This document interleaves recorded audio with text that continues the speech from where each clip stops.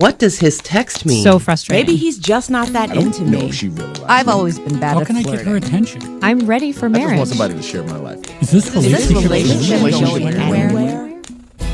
Modern Love Made Simple. This is Dates and Mates with Damona Hoffman. Hello, lovers. Welcome to a very special mini episode of Dates and Mates. I'm doing this episode because we are having a communication crisis right now. Our inboxes are flooded. People are stuck in the never-ending text chains that never progress beyond, hey, how are you doing?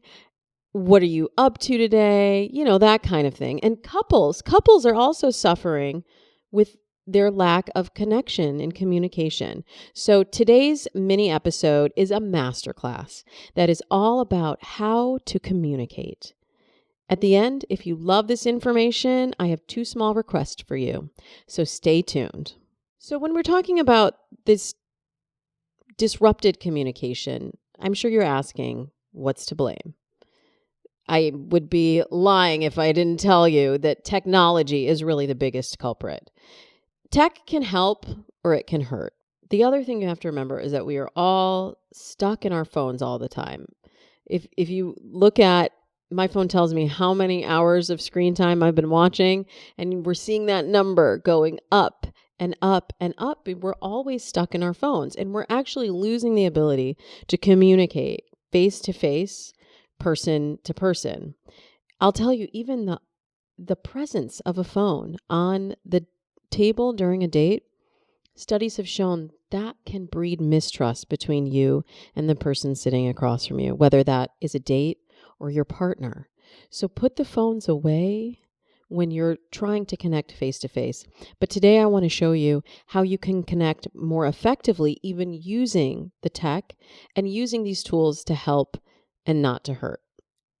I also want to encourage you to really be bold in saying what you really feel. Everybody is so afraid to reveal their true feelings that we're having all of these false conversations that are based on our expectations of what we think the other person might say or might think. And I want to bring that wall down so that we're really connecting face to face. We're connecting in our online communication, and we're being authentic and honest. So it's time that we took back control of our communication to get our relationships of all types back on track. All right, so get your pen and paper ready, because now we're going to go fast and furious with tips on how to communicate better. One of the principles that I use for my dating coaching clients when they're struggling with communication and flirting is improv. One of the basic principles is yes and. What does this mean? This means that when you're doing improv, you affirm the thing that the other person has said. Instead of saying no and declining the direction that they're headed, you say yes to it and then you add on. So I like to use this when you're communicating with a date or a partner by confirming that you've understood and heard what they've said. So if you are commenting even on the weather and you say, oh, the weather was really rough this weekend, there was so much rain, then that is an opportunity for the other person to say, yes, and I love the rain, and it gave me an opportunity to curl up with a great book. And then what happens then?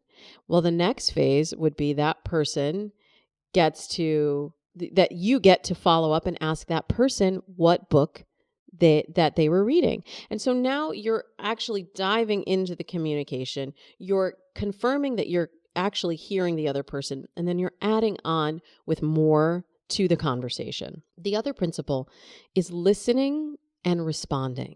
And this is really intensive listening. It's not about just trying to think of what you can say that will impress the other person or that will make the other person laugh, because that's not authentic. Great improvisers actually stay in the moment and respond. So they hear something, they take it in, and they respond authentically with what strikes them at that very moment. And so that's something that I really want to encourage you to do, to listen to what the other person has said and then and then just react to that. A lot of times people say to me, I don't know what to say on a first date. And they want a list of questions that they're supposed to ask. But a list of questions isn't going to get you there, because if you're not actually connecting to the other person and you're not hearing what they're saying and then forwarding the momentum of the conversation, that is going to be a dry, boring, dull date, isn't it? I like to use the 70-30 rule of communication. You ready for this? So 70% of your conversation should feel like listening. It should feel like you're listening harder than the other person. Then 30% would be you talking. We are always trying to impress the other person, trying to get our point across, right? And then what we do is we stop listening. We're thinking about how we're being perceived and what we need to say to interest the other person, and that gets us away from being authentic.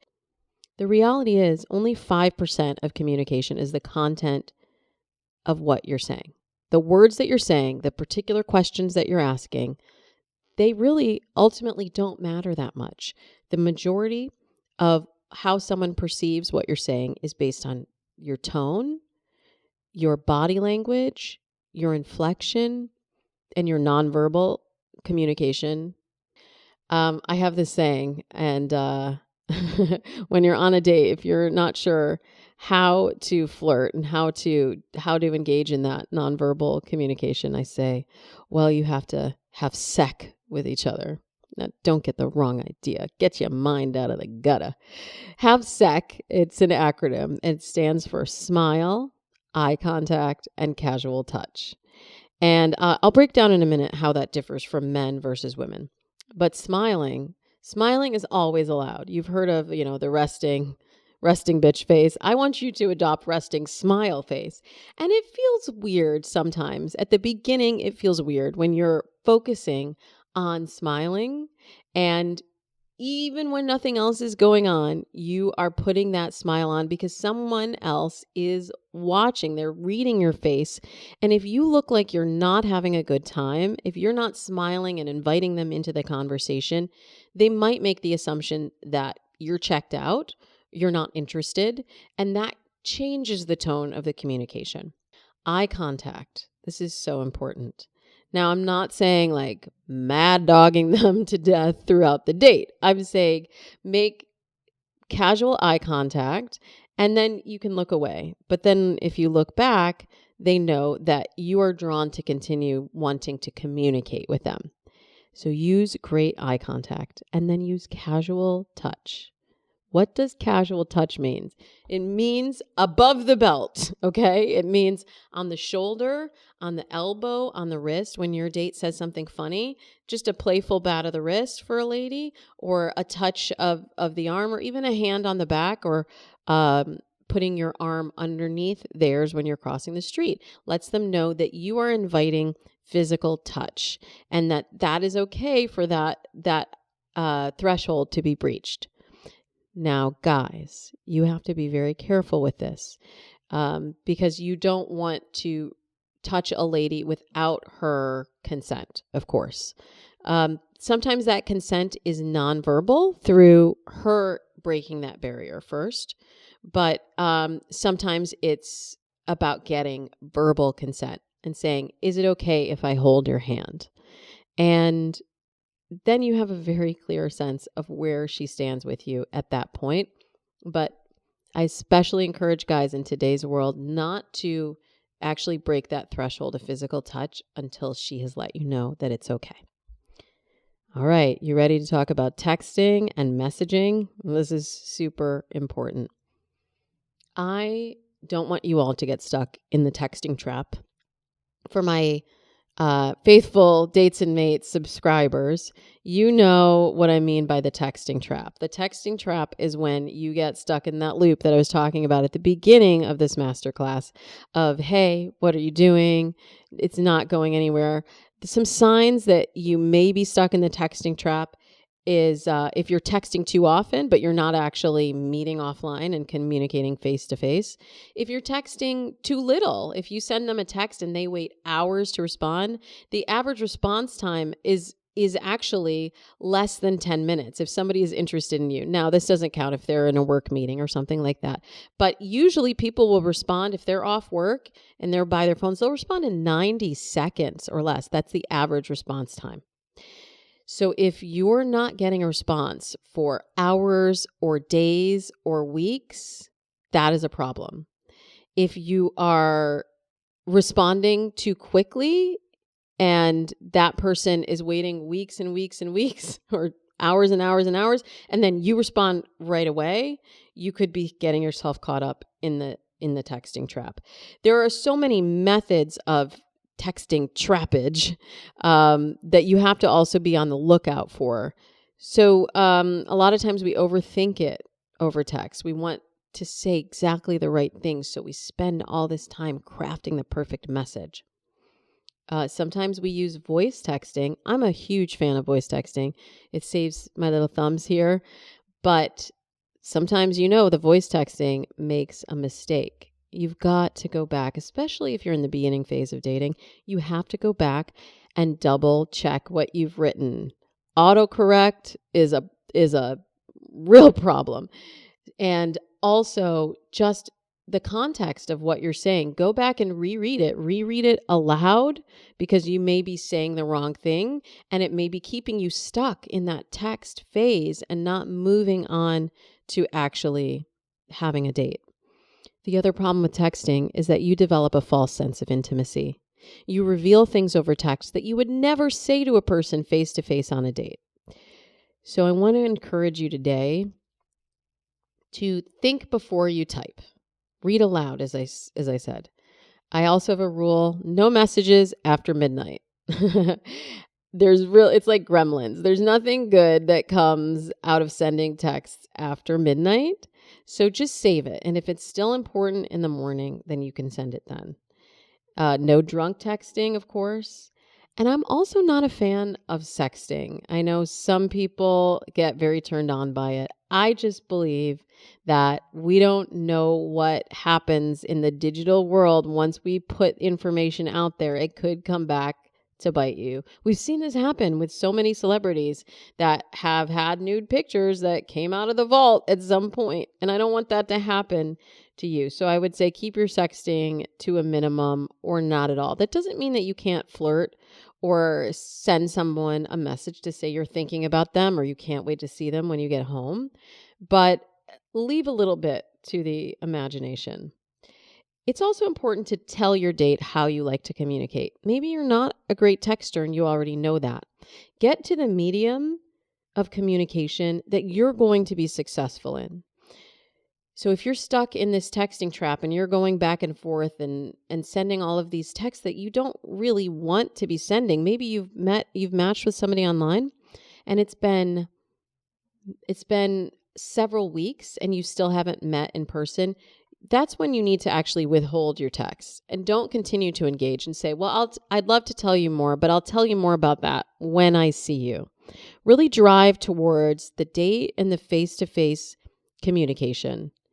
Try not to pour your emotions out over text. It can be too much in the early phases, especially, and being too cutesy or being sarcastic can really be misread. And so you have to really control the tone of your text to make sure that you're saying exactly what you want to say in the beginning phases, nothing more and nothing less.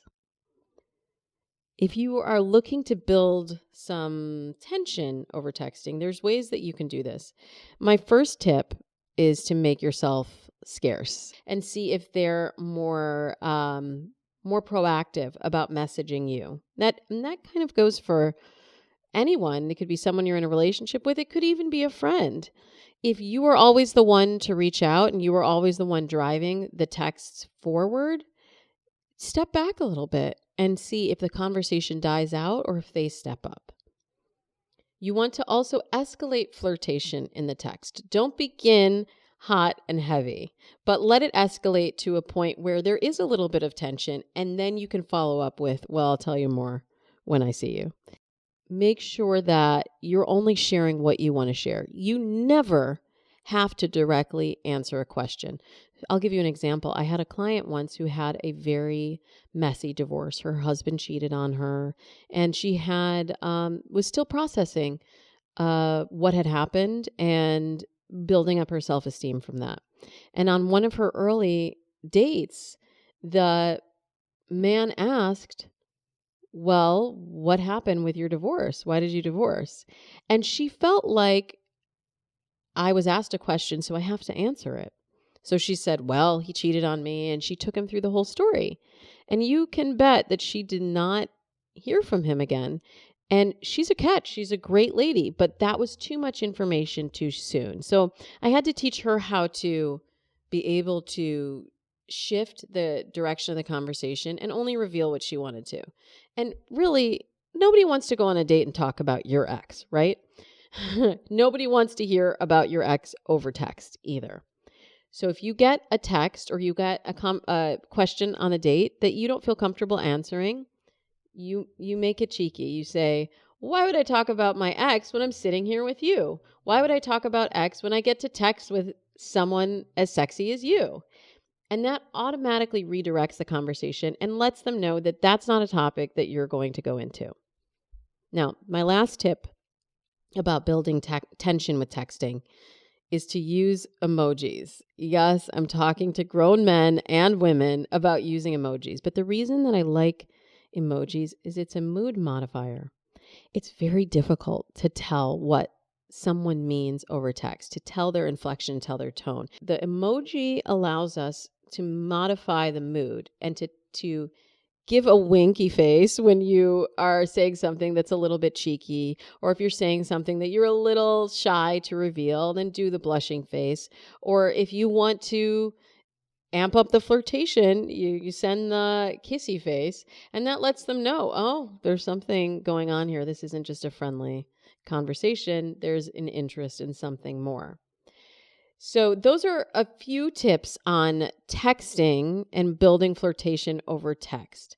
And I encourage you to try just one of these tips or one of any of the tips that I talked about in texting, in having sex and your nonverbal communication and flirting, in the 70-30 rule of listening, in the yes and improv technique. Try any of these methods and let me know how it goes. Let me know if this changes your ability to connect with the person that is either on the other end of the phone or is sitting right across from you. Because I guarantee if you make a shift in the way that you're communicating, you're going to feel a difference in how you're connecting with potential dates or with your current partner. And if you see a difference, friends, email me.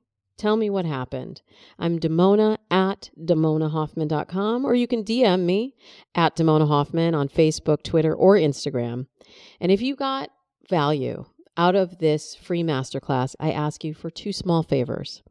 Number 1, please leave us a review on iTunes, Apple Podcasts, or wherever you listen to this episode and to hopefully future episodes.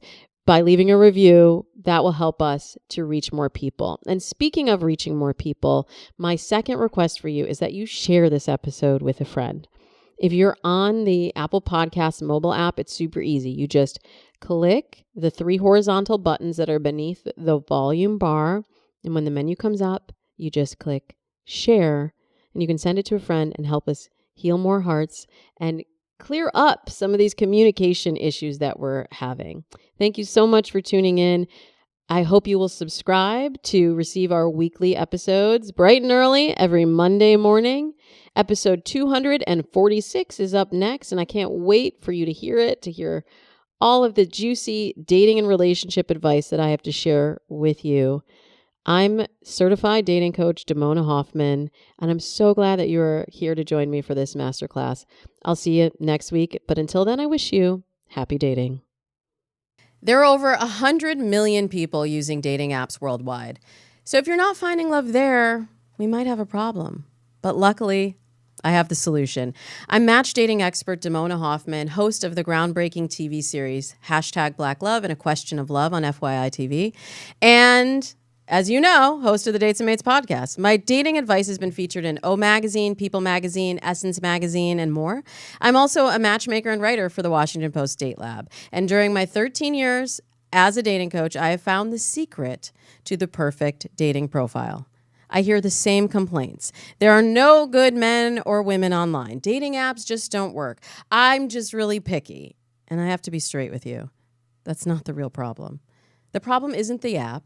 The problem isn't the dating pool. The problem is you don't have a profile that's attracting the right people to you. So whether you have a profile that's simply not working for you or you're overwhelmed and you don't know where to begin with creating a captivating profile that does the hard work for you, let me make online dating easy with the Profile Starter Kit. At profilestarterkit.com, I give a simple profile template to follow that works like a charm. It will work as a magnet to draw in the dates who are looking for someone just like you. How do I know? I met my husband online, and so have hundreds of people who have followed my system over the last 13 years. You can do it the hard way, or you can do it my way and let the profile attract quality dates to you. Go to profilestarterkit.com or click the link in the show notes to get started.